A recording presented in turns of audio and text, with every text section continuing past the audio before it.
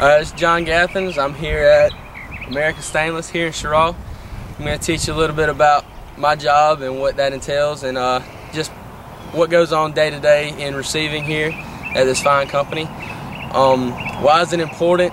It basically starts the process of getting stuff in, getting it out, and making this company some money. So let's go on. Now you say what goes into receiving. It's basically just checking in the stuff that comes in from our suppliers, and then we make sure that we get the right material and that it gets sent over to shipping. So I'm going to teach you a little bit about how to do that today. So this is kind of where it all starts right here, and that's the packing slip. This is the thing that we get in from our suppliers telling us what they actually sent us. And that's that right here. The material that they should have sent us will be listed right here. Now the most important thing right here is the PO number, and that's what we will put into the computer to tell us to print out a specific picking ticket or PO order form. And that's when the PO prints out, that'll tell us whether it's a stock order, a sales order, a transfer, or whatever. And this is where a lot of stuff can go wrong, because we might not get something in on the packing slip, but then they'll send it to us, and then we've got a whole line of errors that could go on. So, you know, how can we prevent this? Well, we have an incentive program to where each month, if we don't make a mistake, we get an extra bonus on our paycheck. So that's a little reward system there, I guess operating conditioning you can say, that we have going on here, just to make sure we can cut down on the mistakes and that we can eliminate as many mistakes as we can. Alright, so here's your basic example of a purchase order. This basically tells us what is going out on a sales order and which one is staying in stock. This particular purchase order right here, we see that there are 2 sales orders indicated by the number to the left, starting with the S and followed by the 7-digit code. This indicates that these are sales orders and that they will be going out in the near future. So what do we do in the event of a sales order? Well, we fill out 2 of these yellow labels, including the customer, the sales order, the purchase order, the writer of the order, and today's date. And these will go on the actual order, and this indicates to shipping which orders will be going out. So what we would have to do now is we would have to find the material listed on the sales order. So you see that it's here on the floor. And as we see here, it's calling for 24-inch by 24-inch by ½ inch carbon steel plate. So we will need to check to see that it is obviously carbon steel. And it's also important to know the materials that you'll be dealing with here, because of course you would need to distinguish between the two. And using the encoding strategies that we have learned about will help to organize the materials that you need to know about. Just organizing them into your brain and just, you know, realizing the difference between carbon steel, stainless steel, malleable iron, cast iron, and just things like that. It makes the job a lot easier. So again, like I said, we're looking for 24-inch by 24-inch by ½ inch. So we will need to check the material to make sure that it is actually what they say it is. So I've got my tape measure here, and we're at 24. And another 24. And we need a ½ inch, and we have a ½ inch, so we are good on that. And it's saying they need 2 pieces for each order, so of course we're going to count 1, 2, 3, 4, so we're good on the count. So now what I will do is I will take the 2 tags that I've made up and I will place them here,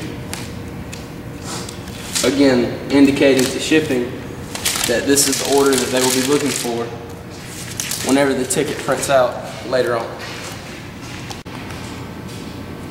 Okay, after the tagging of the product has been done, you will need to circle each of the products that you have, and you will also need to put a location down beside it. And as we left it on the floor on the pallet where it's at, I'll just put floor right here, and that's indicating to the person who is receiving it where they need to change the location to. So now the location, instead of its regular place, it will now be receiving floor, and this also indicates to shipping where they will need to come and pick up the order from.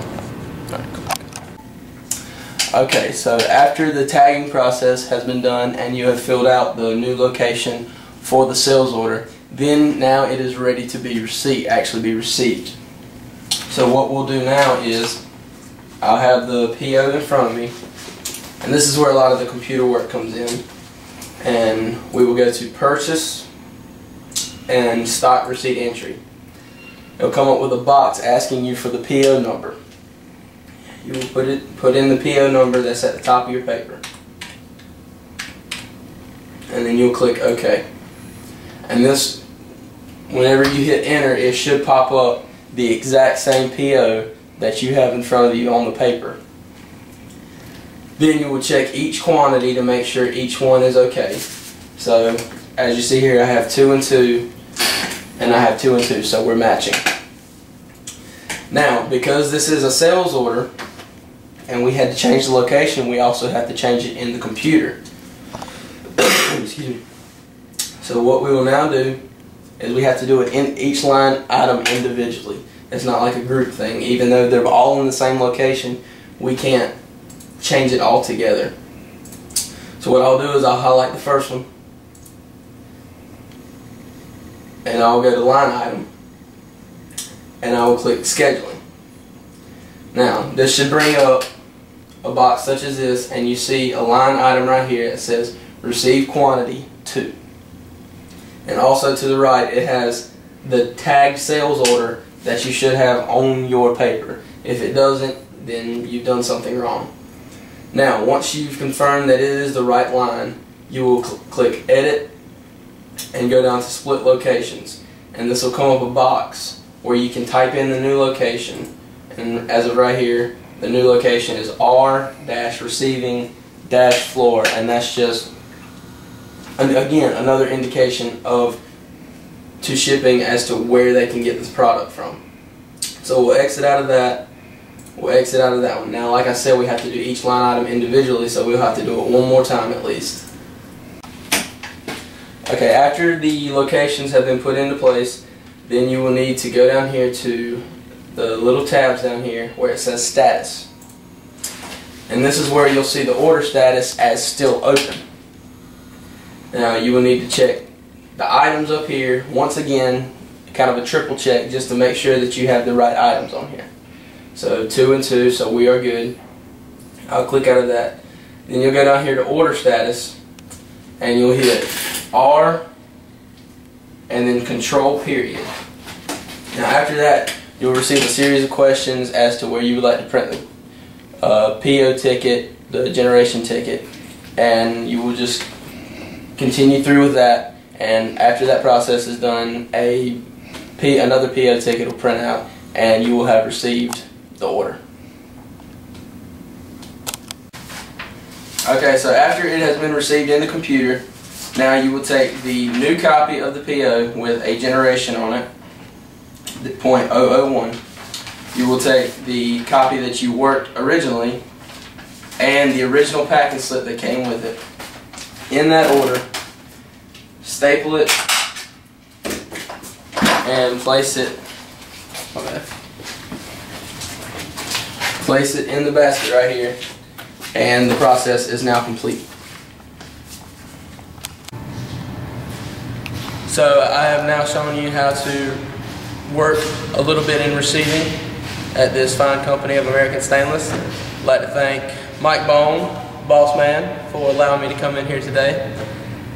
And I hope you've learned a little something about the day-to-day basis of what goes on here. Thank you.